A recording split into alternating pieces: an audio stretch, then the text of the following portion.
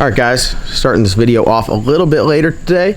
I had a busy day working on a lot of stuff, answering a bunch of emails, just like running around like a chicken with my head cut off, going all different places, and ending it back here at the shop. It's about 10 o'clock at night, and I did a little bit of work earlier, got pulled away from it, and now I'm back here to finish the job. Working on the Blizzard again. This is probably one of my more favorite builds. I don't know, for some reason I'm just super excited about this one. It's pretty complete. It just needs a little bit of like TLC, and then it's going to be extremely badass. And I'm very, very, very excited about the blower combination, building some zoomies for it. Like, I'm just charged up about this build. Some people in the comment section now, listen, sometimes I address the haters, but they don't really bother me. I just read them. But then I have questions. So, like, this is just me solely questioning. I just want to get into the mindset of a hater, because I'm not really a hater. I want to see everyone do good and see everyone succeed, but no matter what you do in life, you get people that hate, whether it's jealousy, they just don't like you. Some people just don't like to see other people succeed, and I don't understand, because I like to see everyone succeed. But I was reading some of the comments, and some people were like, man, John, you're just like doing too much. Like, you have no idea what you're doing on this thing. Like, I was trying to make some aluminum spacers that I've never done before, and I was like, well, you know what, I'll record it. And I don't understand why some people got so butthurt about me just cutting some aluminum spacers, drilling some holes in it, and trying to slap it on there, and it actually worked. Like, I don't get it. I mean, I just make YouTube videos. I literally make one a day, and I don't require any of you guys. You guys don't have, if you're at home and you don't like me cutting aluminum or like the way I'm doing it, you don't have to watch. You just go click on the next one. And we haven't really raced all that much, because we've been going back and forth between broken parts and this not working. Really been fighting some issues, but every time we have an issue, we come back and we come out stronger with that issue resolved. And if another one comes up, then we fix it and move on. And we're almost to the end of fixing the issues on the Black Sheep, at least. And all these other cars, you know, I think we're getting them great from the start. So that was my question to the hate. My question to the haters out there is, why do y'all do it? Like, why do you hate? Like, when you're watching, you're just like, what makes you, where in your mind you're like, hold on, I gotta comment and tell him that I think he's an idiot and he's doing it wrong, and he can't win any races, and he only races because the sponsors keep him alive.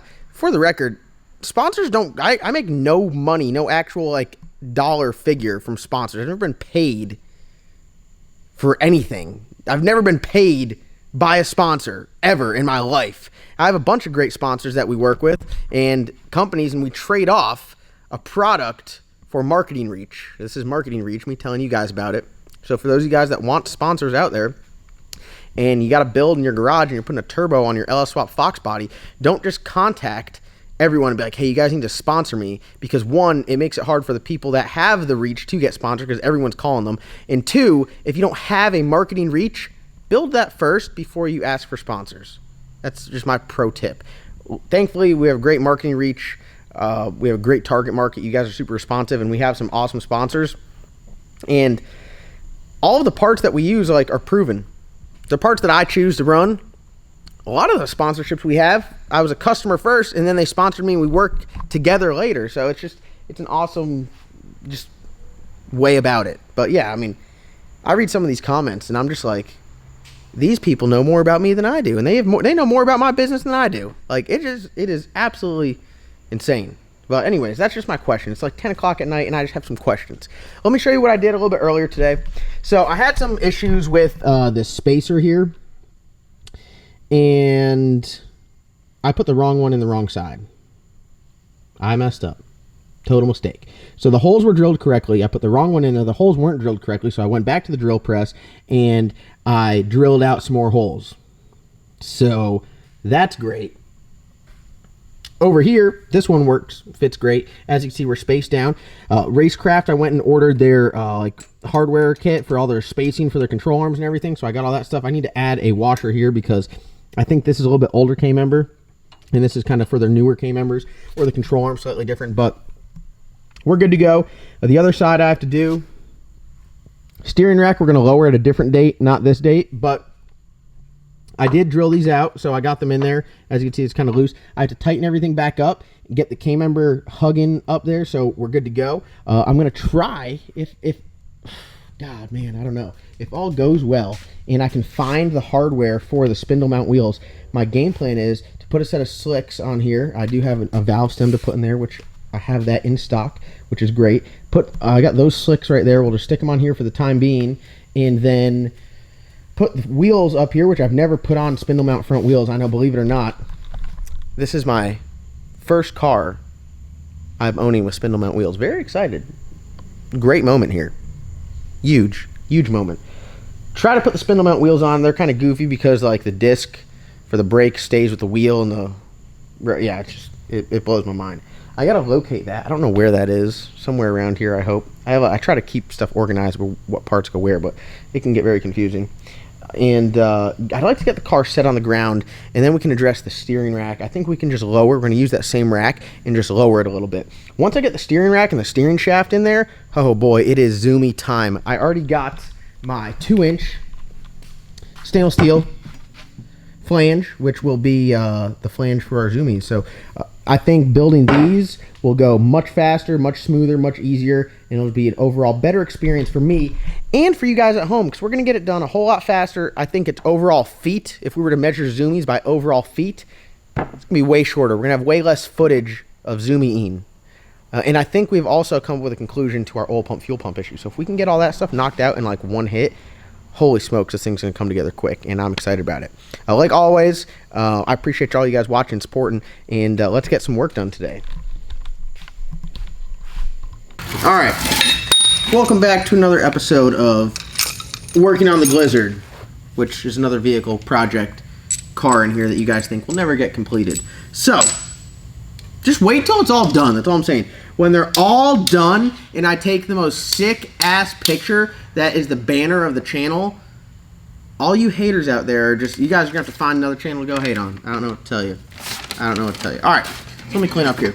So, here's what I got. Racecraft control arm, Racecraft spindle, and Menser front Mustang strut, which is sick. And then I got the Racecraft K-member. A lot of guys said, like, hey man, why wouldn't you just fabricate this K-member? Well, it was way easier to cut a piece of 1.5 inch thick aluminum and drill some holes in it than it is to build a whole new K-member. Plus, a new K-member, someone's like, go buy an Outlaw K-member. I mean, that's just, we're trying to, like, obviously there is, I know you guys don't believe, but there is some sort of budget. At some point, there is a budget, you know, and that wasn't in said budget. But, all right, that's what we got going on here. So, called Racecraft, got their like hardware kits for their control arms and for the K-member and everything, and it is sick. Their instructions are sick. I got them sitting over there. Their hardware kits are sick. I talk about it all the time. Anytime you can get these companies that give you a complete product that has everything in it, you found a winner. They do a really good job. They got different thickness for the washers so you can set stagger in the car. So for those guys that don't know stagger, if this is the car on the start line with the front wheels completely even, you have no stagger. You can, a lot of classes allow up to 2 inches of stagger, which means you literally offset the wheels, one forward and one back. On some cars it's noticeable if they don't tweak the body lines, like if you got a one-piece front end, or if they have a factory front end and you got a bunch of stagger in it, you can really tell because you look at one side and like the wheel's kind of back in the fender well, and the other side's forward. And what that does is that helps you with your rollout, could help you with reaction times. It's good to have in a drag car. Does it affect how it drives down the track? No. Does it affect how it drives down the pits? No. I'm pretty sure you could even put it on like a street car and it'd still drive good, but that's stagger. You can adjust the stagger by choosing where you put the control arm in regards to the spacer. So if you got a big spacer up front and a little spacer in the back, you do that on one side. The other side, you do the little spacer up front and the big spacer in the back, and that moves your control arm forward so you can kind of get them offset. So that one right there I already got all set up. This one right here, I just got to shove the bolts in, put the spacers in. Took a little bit of massaging, got my handy dandy hammer out there, and I kind of had to just bang the damn little flange out to get the spacers in there, and then when you tighten it back down it gets pulled back in, but everything's good to go there. So I'm gonna get this side stuck on there, got the spacers on there, everything looks good, tighten everything down, and I mean, I'm pretty happy with it. The car's got a bunch of really sharp, jagged edges, and it doesn't have the full tube front end yet, so by the end of this, it will have like the full tube front end, which I think will look really good. That right there is a killer. Whew. So I'm going to start sticking this stuff on here and see how far I get. Probably going to wrap this video up tomorrow morning because it is getting later and later, and my phone is blowing up and blowing up and blowing up. All right, it's next day. It is not going well. It's 12:37. You guys are supposed to already been watching this video, and I'm now just filming it. Had some things come up this morning, had to take care of. But I think I probably got like a half hour or so that I can dedicate to this to get it knocked out and show you guys what we're doing putting this Mustang front suspension on. So, all right, had a little issue. Had to run to the part store and get some washers. Phil's out there starting something up. As you see, they have this aluminum spacer right here, which bolts in there, just kind of fastens it in location. For some reason, this spindle, which I believe is a Racecraft spindle, it doesn't fit in there. It's like the spacer's too big, so I got just a washer in there, and then when you tighten it down, it clamps down good. So I had to go to the part store and get those, so we're good to put this on, and then I had to get other washers for here and tighten everything up. So right now I got the spindle attached, so I'll show you on this side kind of what we got. We got the spindle attached here, got the washer in there, and if I can, I still have the other spacers. If I can machine the spacers down, this one's not tight all the way, to kind of pick up that slack, because you don't really want any play there. But I mean, if you talk about play, it really has, like, I mean, it's barely visible how much play it has. So get that stuff figured out, and then, like I said before, with the spacers, we're going to flip it so the control arm is going to sit on the other side forward in front of everything. So that's the game plan here. We'll see if we can make it happen, and if I can not mess it up, that'd be ideal. One thing I want to do before I put all this stuff up here is tighten the K-member up.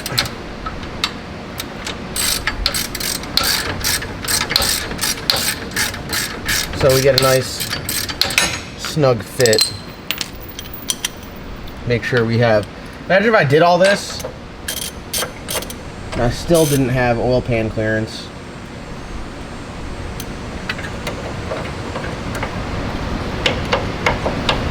That would suck. That really would suck.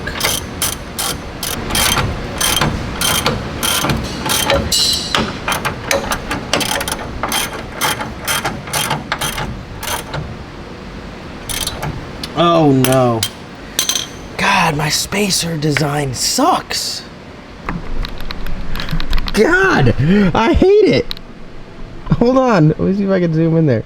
I don't know if you guys can see it, but right here, I have a little issue there. I wonder if I tighten it down, if I could just move the pinch weld. I am going to retire from designing K-member spacers. I'd like to officially announce this is my last time I'll ever do it. It's not perfectly square.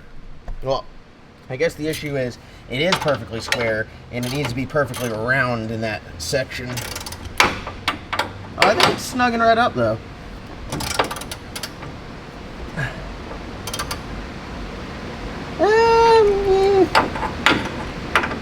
I think we'll probably call it a good for now, and maybe address the rest of that later.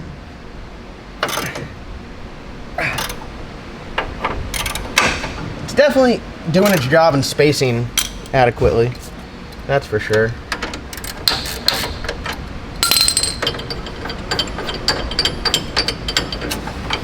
We are spaced.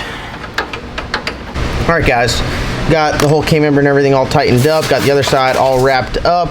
Look at my instructions here. So I kind of got to do the opposite of the driver's side on the passenger side, which, the way my little brain works, I can't remember, but 524. All right, let's see here, 524. So 5. The way that Racecraft does their instructions are super easy. They have like a driver side diagram of there, and they label all their spacers 1, 2, 3, 4, and 5. So then you just do it in the order 5, 2, 4. So this one I'm gonna do 4, 2, 5 because I'm looking to put some stagger in it. You don't have to put the stagger in it. This bolt here, got that. I gotta get my washers.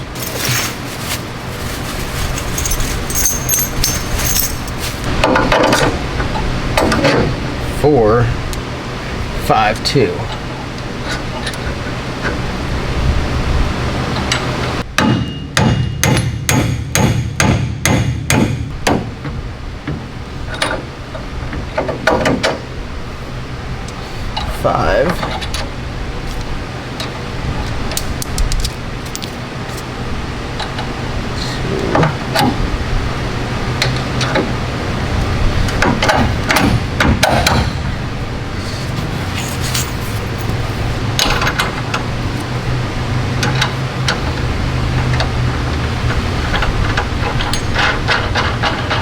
All right, let me compare it to the other side to make sure that is correct looking. All right, I have failed to follow the directions once again in my life. You know, I was never really good at putting I'd say I was really good at putting Legos together. It always looked pretty much like what I was trying to do, but at the end I'd always have a couple left over. So this time I made sure I got nothing left over. I just switched the 1 and the 5 and that in a couple places to get it right. But we got it in there. It's in there in both of them. Just got to tighten it down and it'll take up all the slack. So there'll be no slack in the washers. Tighten this down, and then all that's left to do, like I said before, is we just have to slightly lower the steering rack on this thing, and then we should be good. So everyone's like, man, why don't you buy another K-member? Why don't you do this and that? Like, we spaced it down 1.5 inches, which I know seems like a lot, but the only thing it's really going to affect is the control arm angle. Nothing is below. I mean, the lowest point, pretty much the oil pan, the transmission pan, the bolts for the K-member, and the steering rack, they're all going to be at the same height. So I'll put a wheelie ski on there. This car probably is going to wheelie, being a stock suspension Mustang, and we'll get that all taken care of. Make sure that if we wheelie, nothing's going to get damaged. And then, I mean, other than that, once we get the steering rack on there, steering column, build the zoomies, I think we have a solution for the blower, oil pump drive, and everything like that. So I think we're gonna be all right. I think we're gonna be all right. I really do. I think we're gonna be in good shape here. So I'm excited. It's gonna need a couple odds and end things. We're gonna run over to Biz Performance, like I said. And he's gonna mount driver passenger seat, brake pedal, gas pedal, transmission cross member, lower frame rail, and drive shaft enclosure, and then we'd be pretty good there. And then obviously mount the front end. I got a sick front end coming for this thing. Set of doors, fiberglass deck lid, and fiberglass bumper. So this thing's gonna be, you know, not too crazy light. It's got an iron motor in it, so iron block with a blower on it, so I don't think it's gonna be super, super crazy light, but I think it'll be respectable for a Mustang. It's got a bunch of really good parts on there, you know, all RACECAR front end, Mickey 2-speed 400, TCAM power plant, Pro Charger, on Holley EFI. Like, as far as builds go, I think this one right here is not far behind the black sheep as far as when it's all said and done, its badassness is going to be right there. And the crazy thing is you guys are gonna be able to ride along in this thing, which it blows my mind. I mean, just imagine strapping in this thing, firing it up, and I'm like, all right, you ready to go? And we go and make a pass. That is wild to me. So I'm gonna get everything tightened down, and I think for the sake of getting you guys a video, I'm gonna try to wrap this video up. Hopefully I can hit that 10-minute mark, get you guys a video out, finish this stuff up, maybe in tomorrow's video, clean up around the shop. It's Friday now, so I'm behind on today's upload. I gotta edit it, I gotta clean up, and I gotta finish this, so I got a lot on my plate. I appreciate you guys watching, supporting. Thank you guys so much. Like always, comment, like, subscribe. If you don't go and click that subscribe button and you like watching my videos, you're missing out. So click that subscribe button, click the bell, be notified, and we're about. Oh God, Phil's got his OSHA shoes on. Look at those. Damn, Phil. Damn. Don't see me on my toes. I need a pedicure. Damn, Phil. What the? I got backyardigan feet. Right. All right, chill. Don't put that on camera. No, it's on camera. Hey, how's that front end looking, bro? How's that front end looking? Still not on the ground. We're closer to it though. We got control arms. Yeah, the only thing that's closer to the ground is your subframe. You're a hater, Phil. This is like the third video in a row, Phil. I'm just a realist. I'm giving the people what they want. This is what they want. Yeah, they also want to see you get a pedicure, dude. Fix those. I know, bro. Fix those, bro. Go to my store, blackphil.com, blackphilbuilt.com, buy a shirt so I can get a pedicure. He get to buy this round. John Doc got to buy this round. The black sheep on the property. He got to buy for the next round.